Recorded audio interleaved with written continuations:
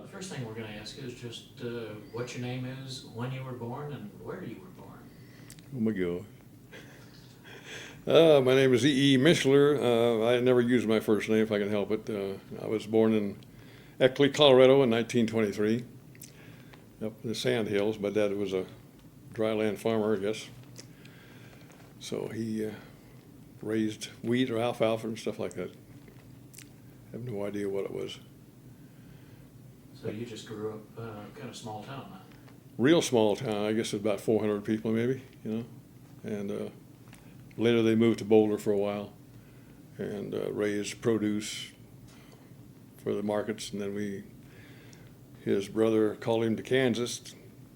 So he went to Kansas where he had two sisters and stayed there for a while and then moved into Osborne, Kansas where I grew up. So it's kind of a farm boy really at heart. Got a lot here. We run into an awful lot. That's where a lot of the guys came from. Mm-hmm. Yeah. So December 7th, 1941, where were you? I was at Sunday dinner table having dinner, yeah. And they came over the radio. And I thought, oh boy, here we go. My parents didn't say much at all, just kind of, the war was going on in China and Japan, and I think it was just another thing that they didn't pay much attention to. But I knew that we were heading for deep kimchi, so I finished high school, and anyway, I did go down and take the exams for the cadet, and I was handed a piece of paper to go to Lincoln, Nebraska to get into the civilian pilot training school, and I kind of tucked it away and forgot about it, finished high school, and I got my draft notice soon afterwards, so I just went ahead and enlisted. But that's the story. So I ended up going to gunnery school in Armament here in Lowry, and never did finish basic training. They were hurting for people, I guess. I was in Florida for a couple of weeks, I guess, and next thing I knew I was at Lowry, and then Kingman for gunnery school, and 2 or 3 months later we were up in Salt Lake City and Madras, Oregon, Walla Walla, and got our crew together, and we were in England by October, so it didn't take long. From December to October, so it's a lot shorter time than a lot of people take as going through school and getting on a crew and so forth. But we flew our first mission in 29 November of 43, and finished our missions in 3 months and 9 days on March the 8th of 1944 on the 3rd Berlin raid.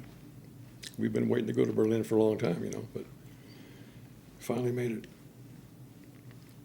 Well, you make it sound so simple here. Yeah, it was fast. Fast, but I'll bet it wasn't fast when you were on those missions, was it? Well, time passed pretty quickly, I thought. It seemed to me like it was just one day after another. Some days we through 2 or 3 missions in a row, and they would be off for a few days because of weather. Weather in that area during January and February and March of 44, it was pretty bad. It was a lot of days you couldn't even see the runways, overcast, fog. So we lost quite a few days there. You can take a drink if you want. Go right ahead, because it cleared the throat a little bit. Well, you're supposed to ask me questions. Well, I can ask questions. I may be way ahead of myself, though. I don't know. It just, that was an awful lot of missions packed into a real short amount of space. It was. We, at one time, the 94th Bomb Group Association was always inquiring of the guys to write in to see who had flown the most missions in the lessest time, or completed 25 missions in the less time. But I never did bother to even think about it. But getting down to it, realizing now that was only 3 months, 3 months and a week. But considering the days that maybe you went to London a couple of times, then you went to the rest home, they call it the flak home, for a week. When you was halfway through your missions, they would give us a week off. We went to Southport some guys went to Blackpool and other people went some of the other resorts, they gave us a nice break. They had the good meals and took care of you, and they had the paper delivered to the door and stuff like that. It was give you a good relaxation, and you were revived and ready to go again when you got back to the base again. I never heard about that. That's something I've never heard. No, they give all the crews, specifically it has some real rough missions, like our Brunswick mission on 11th of January, we lost 14 airplanes out of our group. And we lost 14 times 10, that's a lot of people. And it was pretty hard.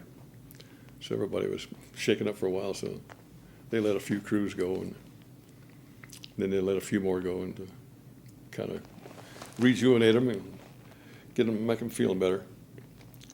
But it was a tough week in there. They call it a big week in the February and March, or January and February. What was so tough about Brunswick? Was it flak or fighters or combination? Oh, we always had plenty of flak. The fighters were terrific. They were just all over us. And I guess I have a list of it over in the other hangar. I should have brought it along. The number of fighters and the concentration for over an hour at a time. And we accounted for, I think the group got 17 kills or something like that. And we got hit once, and that was 109 came in too close to the tail, and the tail gunner shot him. And I saw the airplane peel off, and a pilot bail out. I saw his chute unfurl, but he did get one 20 millimeter round right underneath the stabilizer, and it missed the tail gunner by a foot, and it stopped right here in front of me. It hit my ammunition box and glanced off. And the armament people, when they cleaned up the airplane that night, they found it and figured it belonged to me because I was the one that was the recipient. So it would have, just another inch or two higher, it would caught me right in the chest. But we were lucky. That's the only battle damage from fighters we ever had, because we concentrated pretty much on firepower, concentrated on the airplanes at a distance, let them know that we were onto them, and they kind of stayed away from us. We never had really any of all the hundreds of attacks really getting too close to us. But flak, you couldn't do anything about it. You just had to fly through it. No, there's no at all. You were just No. hold your breath.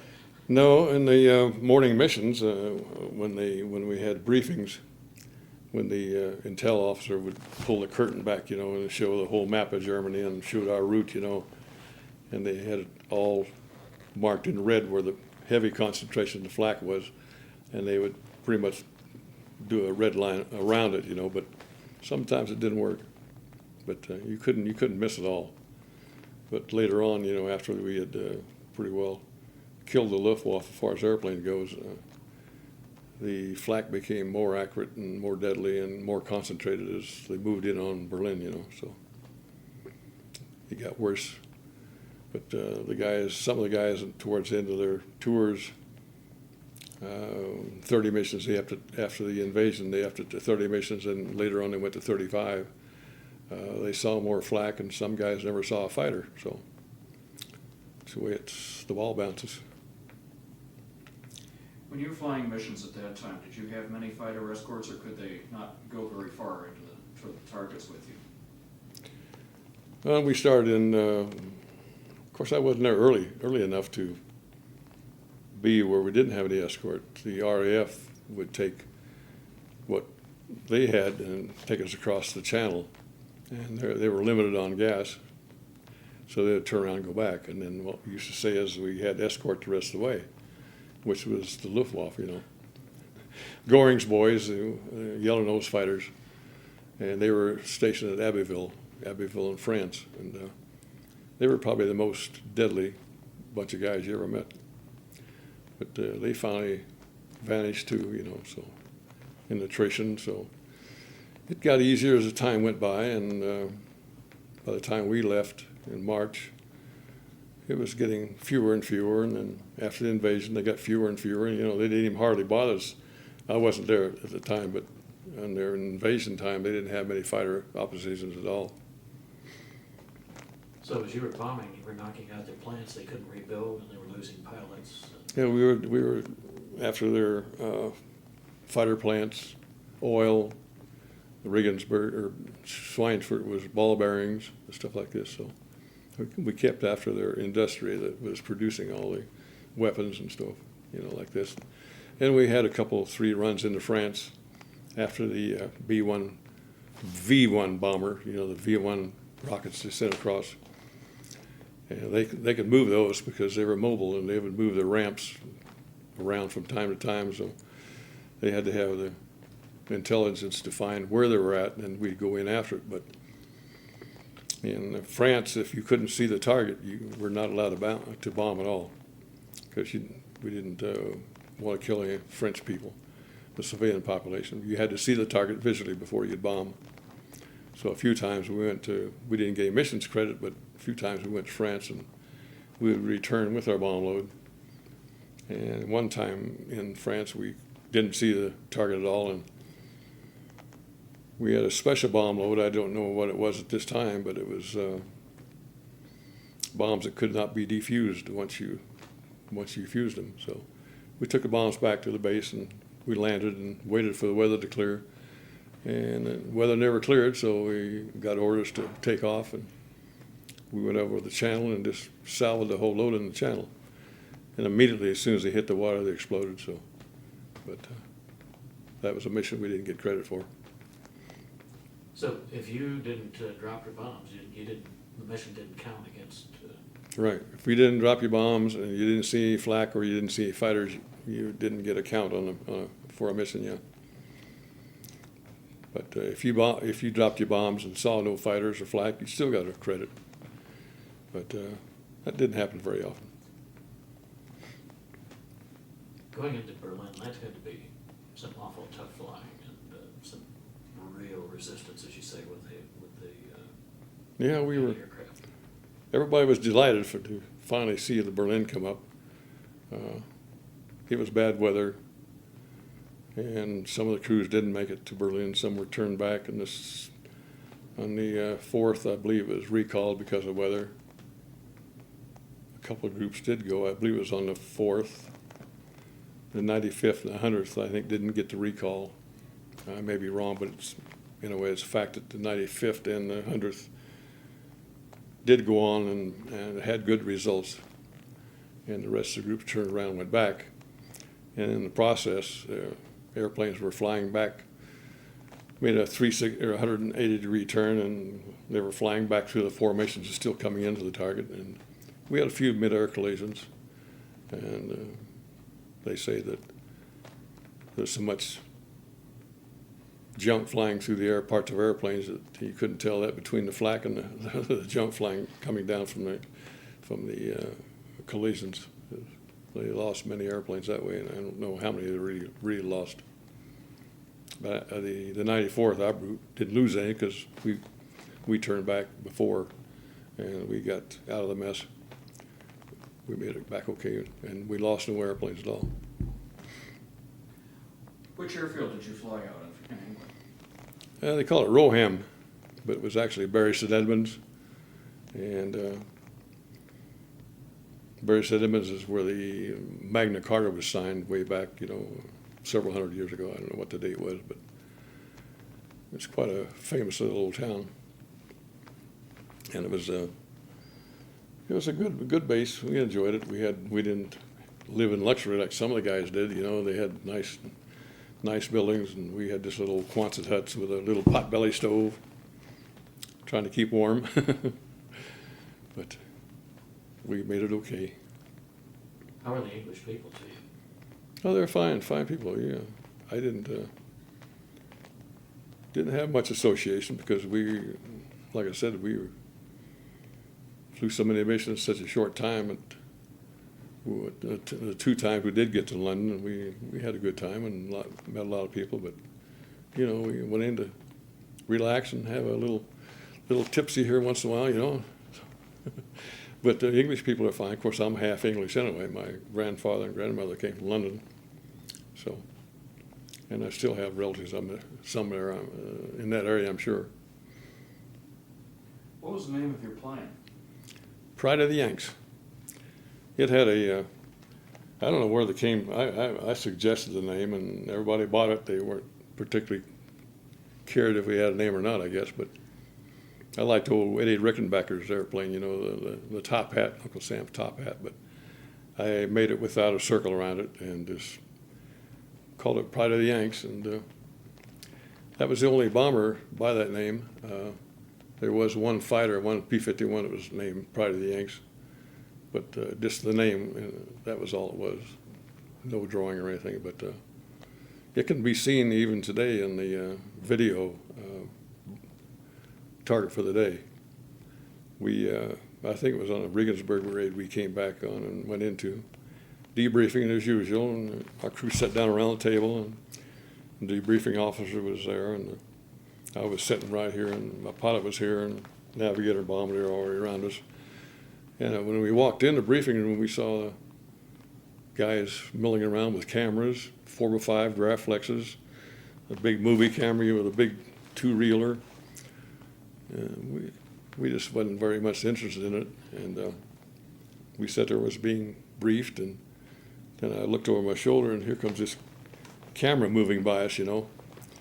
So okay, so later I received a 4x5 black and white of our crew sitting there, you know, and my jacket, and on the back of my jacket was the Pride of the Yanks, and that was the only, the whole bunch of field of people, that was the only airplane or only guy in there with the name of his airplane on the back of his jacket. But years later in Las Vegas, we had a video room that they would play all these movies like Memphis Belle and so forth and so forth. 12 O'Clock High. I don't know if 12 O'Clock High was, yeah, it was out then, of course. And we're watching this movie, and all of a sudden, here we are. We were in the movie. So we got documented, and we didn't know it. But it was pretty neat. I've got a copy of it, and you can still buy the movie, I believe, on VCR. The Lowry Over the Wings Rocky is in their library, has a copy of it also. We talk to people that when they talk about movies, they talk about 12 O'Clock High being the best, and a lot of guys we've talked to don't really care for the Memphis Belle, the movie they did that on that. Well, the first Memphis Belle was a good movie. It was a good documentary. It was made back in 44 somewhere, and I think maybe 45. But the one the Hollywood put out, how many years ago was it? 10 or 15. Yeah, it's been a while. Been that long? Yeah. Well, anyway, our 94th group was having a reunion in Las Vegas, and they announced that there was going to be a couple buses outside to take everybody to a movie theater, that they were going to show the new Memphis Belle. Okay, everybody jumps on the bus, and we got in the theater, and they cranked up everything, and it was disgusting. Even I have a magazine over in my bag over there right now that says, this is a terrible movie ever made.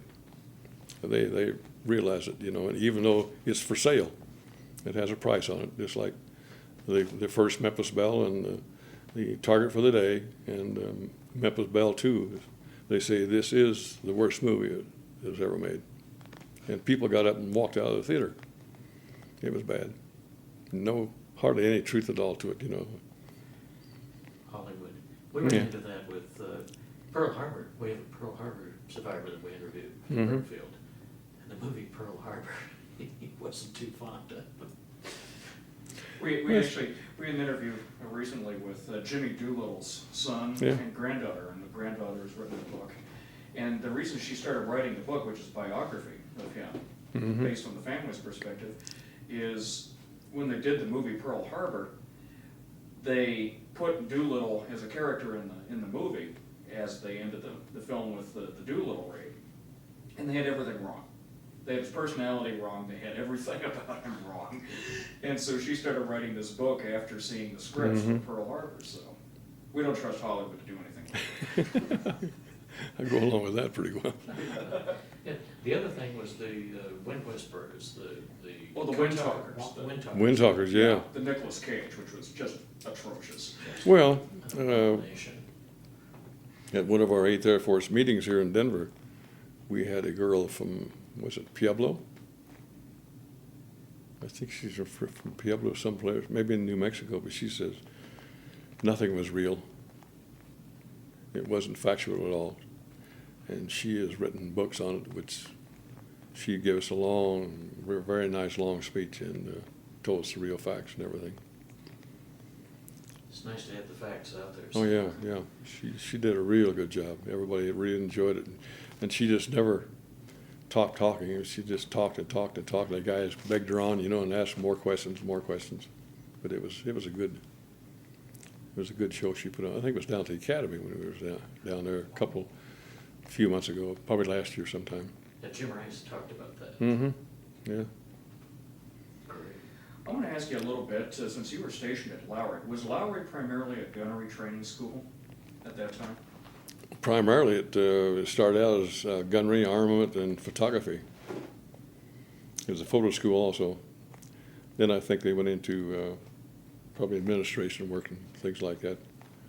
But it was primary, just like you see, I don't know if you've seen the little decal with a bomb and a kid riding it, and he's got a machine gun and a camera. And that's the old Lowry patch way back when. That was quite an active base at that time, wasn't it? Was there a lot of people out there training at the time you were there? Oh, it was day and night, a 24-hour day. And I remember coming from class, and you couldn't walk across the runway to get around the base to your barracks on the other side, so you had to walk clear to the end of the runway and around and get back to the other side of the base. There was no transportation. Everybody walked everywhere you went. But it was a busy place. And I guess at that time, we had streetcars going from Lowry to Fitzsimmons and back downtown. We had a pretty good time riding the old the old rails. It was nice. Denver's a good old town, a good old horse town or a cow town those days. Really enjoyed it. I remember I bought a brand new pair of Florsheim shoes, and I paid $10 for them, and they were a beautiful pair of shoes. Had a buckle strap and everything else. And when we went through Salt Lake City, I would have those shoes shine real nice every morning and under my bed, and I'd get a pass to town every day. Well, the time I was there, so anyway, later on when we left Washington, I rolled my shoes in my bedroll, and I had my paintbrushes and stuff along because I was going to do some painting on the airplane when we got there. And when we got to St. Louis, we turned the airplanes over to be modified and stayed there about a week, and then we picked up new airplanes. And we went in to get all of our baggage and everything else. My bedroll was missing. And a lot of the other guys had stuff missing too, because the crews would come in ahead of us and they'd see something, they'd just take it. And they'd go out the airplane and they'd be gone. Well, anyway, a few weeks later, when we finally got to England, we went up to the Wash, which is up in the northeast part. There's a bay in there they call it the Wash. That's where we'd done gunnery practice to refresh, the gunners and the navigators. And anyway, I was walking around. We just had a kind of a tent city set up, nothing but tents. And I was walking up the old gravel street, and I looked up in this tent, and there's a bedroll sitting there on an end, and by somebody's bed, and looked like real inviting. So I walked up there, and nobody there. So I scarfed that bedroll, and it looked familiar to me, I got back to my barracks, or back to my tent, and I unrolled it, and there was my shoes. My shoes and my brushes and everything. So somebody stole it from me, and it's, one in a million probably. Fly halfway around the world and you steal your own bedroll again. Anyway, things happen.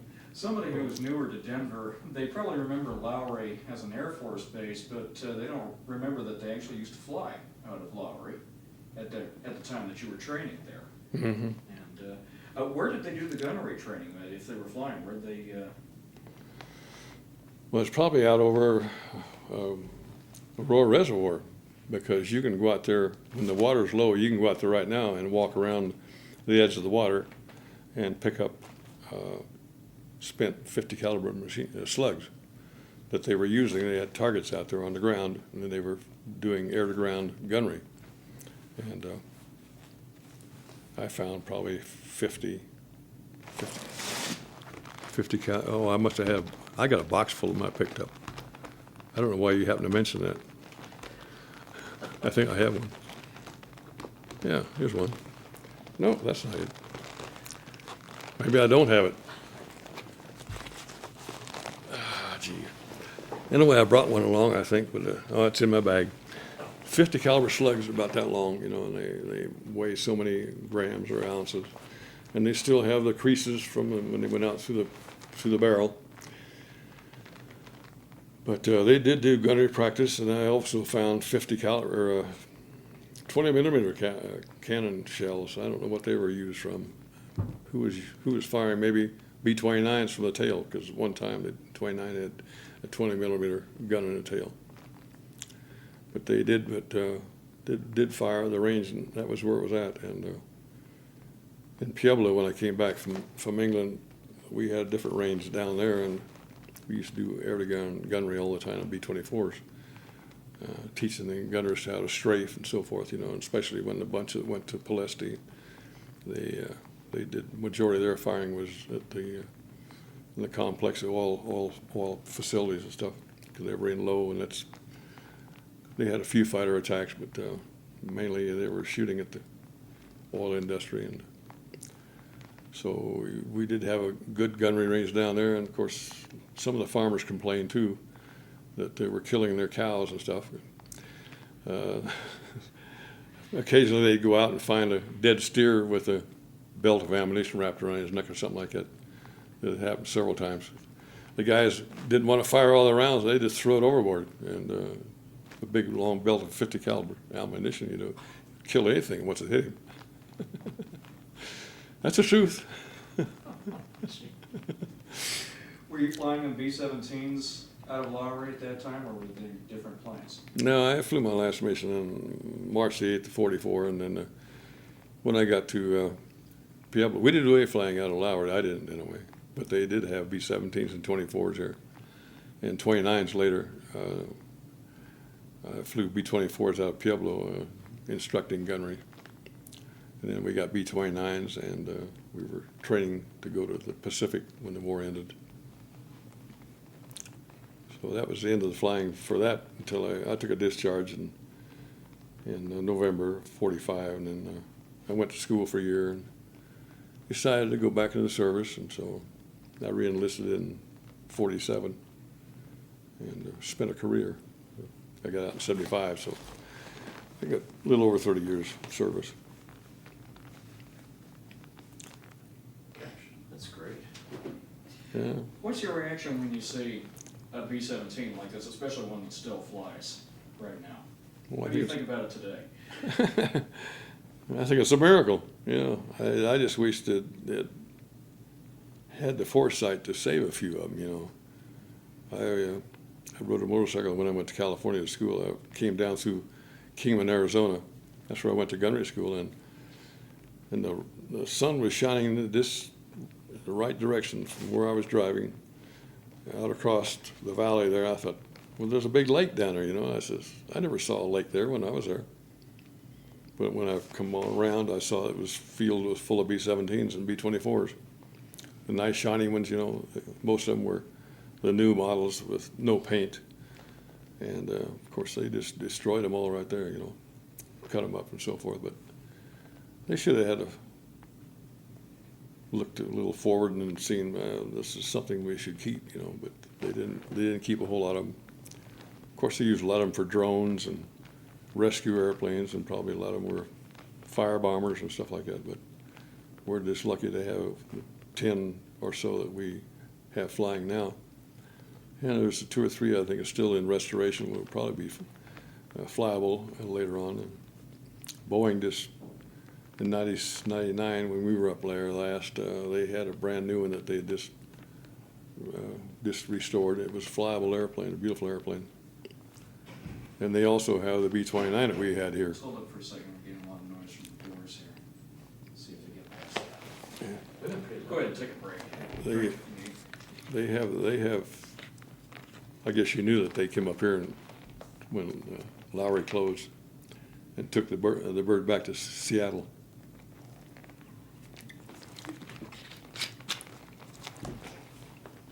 And they picked up an airplane out of the desert in California somewhere and trucked it into Lowry, and the Lowry team here put it all back together and had it in real nice shape.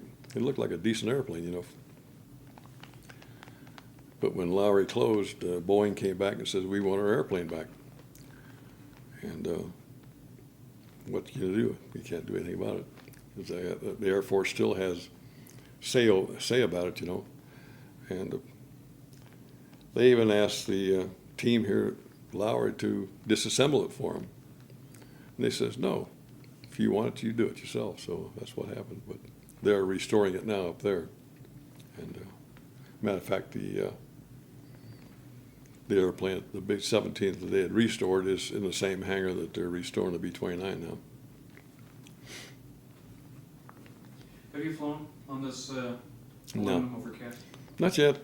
I may. I don't know. Sometimes they promise, yeah, we're going to get you on it, but maybe later in the week. Because they're going to be staying over, I guess, instead of going home to Monday. I think they're going back maybe Tuesday, or they're going to keep on flying into Tuesday.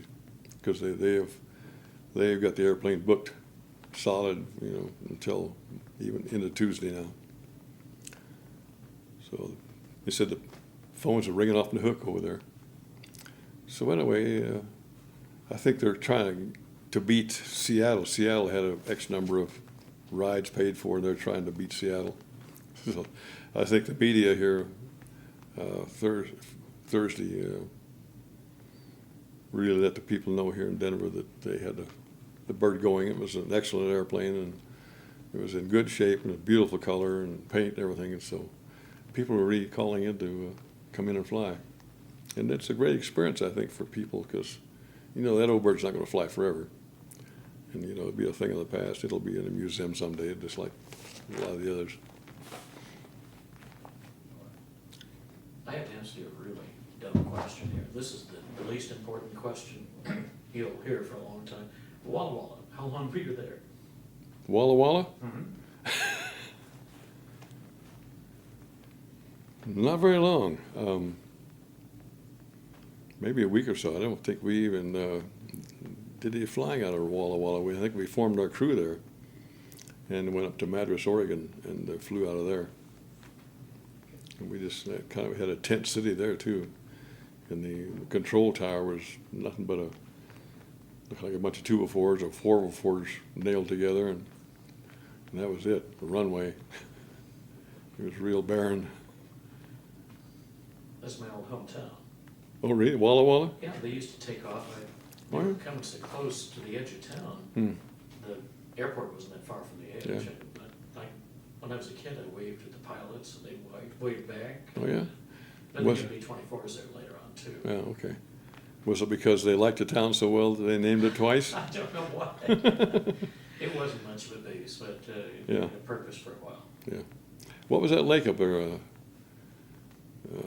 Was it out of Walla Walla, or was it Moses Lake, you think? Moses Lake, yeah, Moses That's Lake. over in the central part of the state. Okay, we were there for a while too. Yeah. We had a little war going for a short while. The B-24s would go over to Pasco for the Naval Air Station there, and they'd fly over, just rumble the dishes off, just Mhm.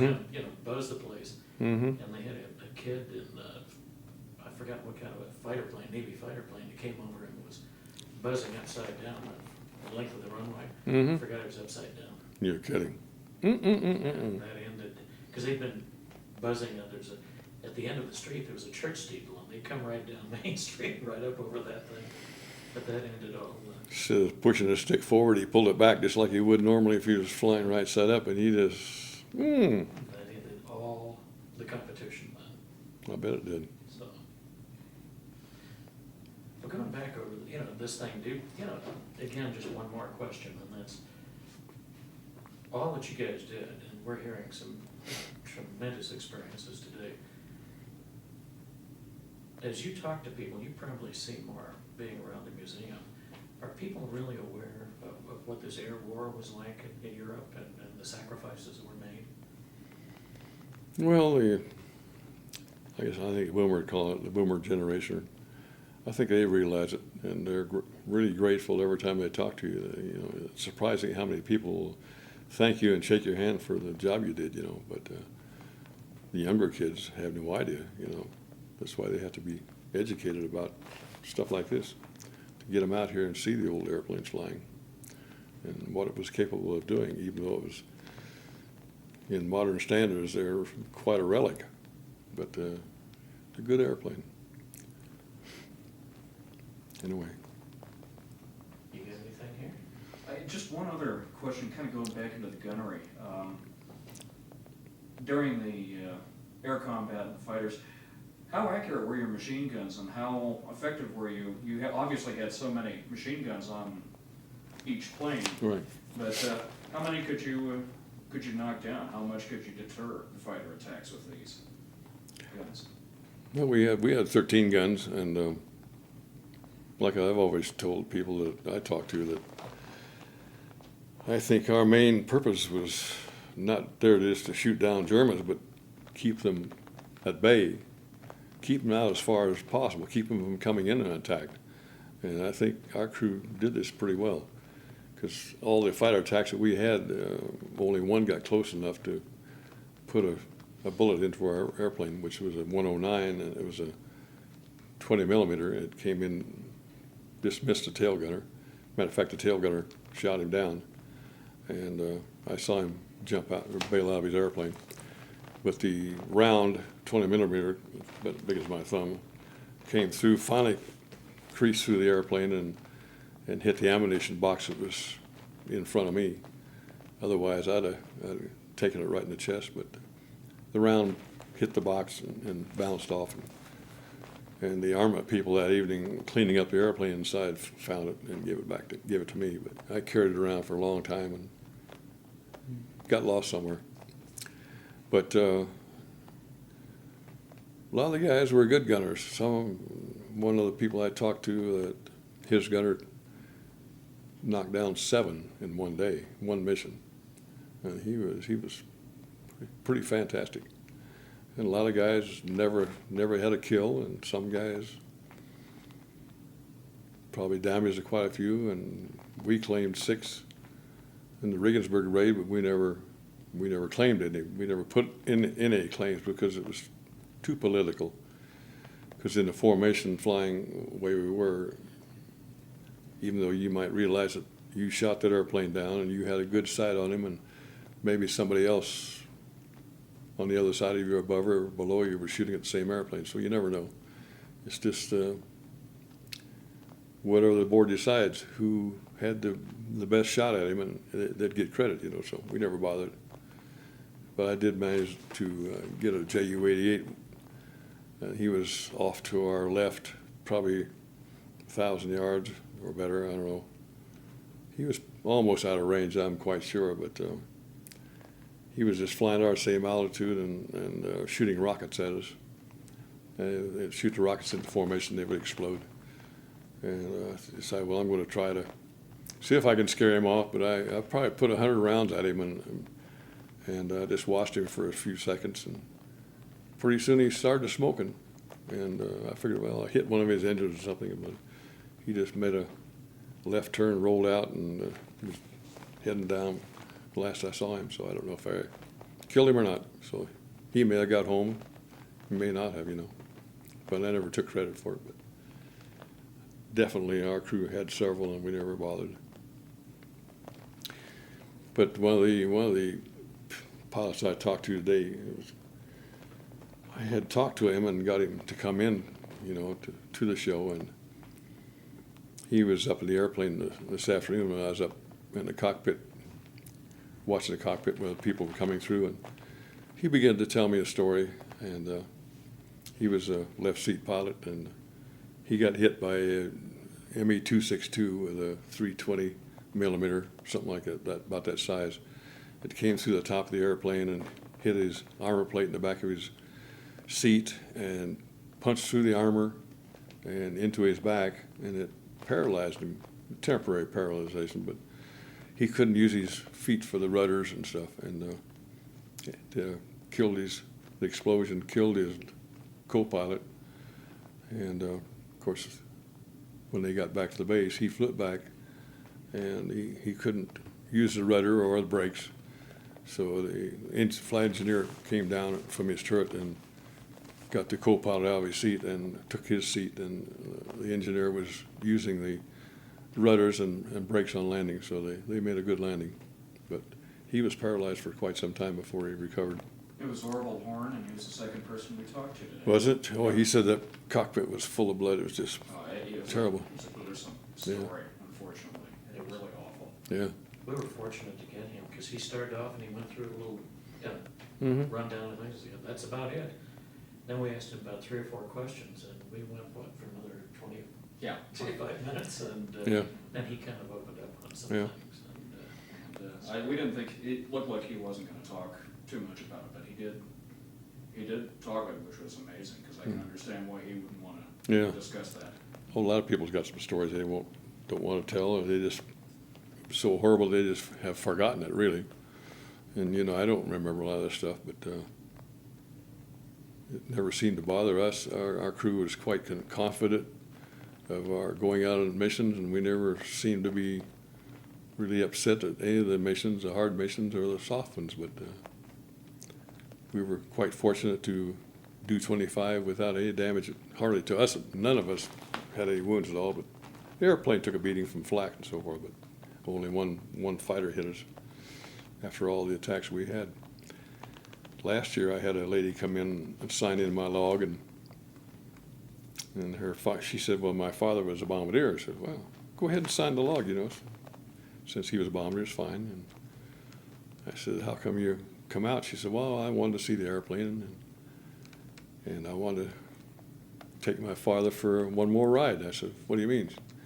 She pulled a locket from her dress, and she had a little locket with his ashes in it. And it still gets me every time I say that. But she made a flight and took him for one more ride.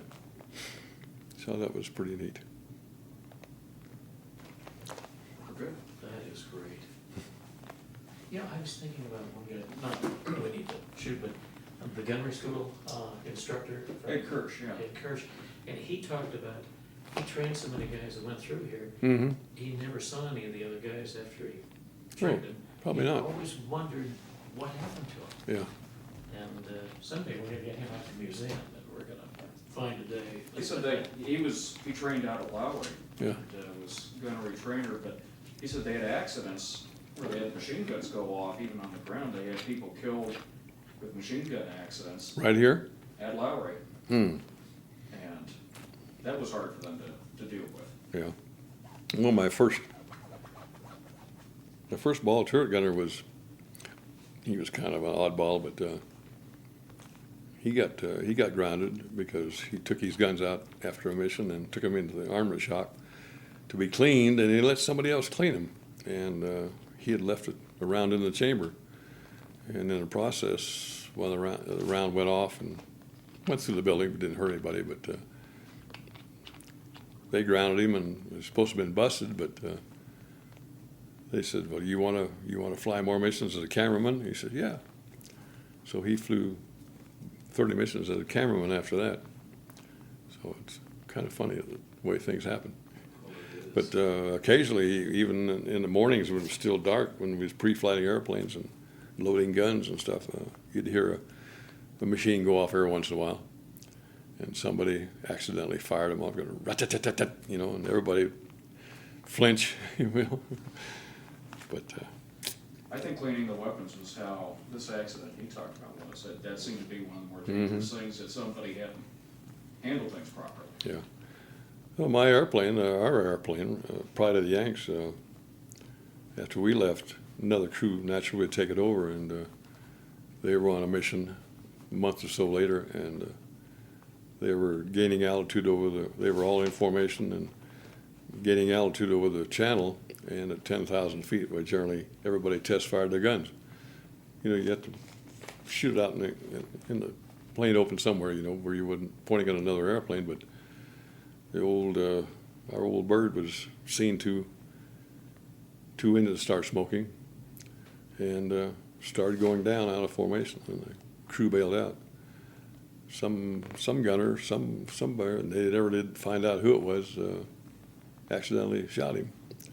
They called it friendly fire, and it's in my book as lost to friendly fire, and that's it. They never did know who shot him down. That doesn't happen very often, but it's recorded. It does once in a while. That's amazing. That's why I keep the camera rolling. Yeah. Yeah, I'd hate to be flying along, going on a mission and get shot down before you ever got across the channel. We, a few years ago, another plane had come through, and it was one of the Confederate Air Force planes, and we talked to one of the guys who flew in on that as a crewman. And he'd been a fighter pilot, and had flown with the British and then transferred over to the American Air Force when we came into the war. But the only time he was ever shot down, he was flying a P-47, and he was shot down by a B-24. Okay. And he was a little embarrassed by that. The other guys in his crew said, "You make sure you find out how this guy was shot down." And he didn't really like to admit that one of his own B-24s had shot him. Yeah. He bailed out. He was okay, but They get right back to American lines. Yeah, early in middle of '43, when we still just had Spitfires as our escort, and when we was coming back across the channel, they told them a lot of times the Spitfires would like to come back up, you know, if they were up there, and make passes, you know, point the airplanes towards the formation. He says, "Don't do that, guys, because you're going to get shot down," because they had an escort from the coast to the target back with the Germans, and then meet some Spitfires out there. You couldn't. They somewhat looked like a 109, you know, from the front, and they would shoot at them. It says, don't point your airplanes towards formation. If you want to fly with us, come along side and fly in formation, you know, but don't make it look like you're going to make a pass at these guys, because they'll knock you down. So that did happen.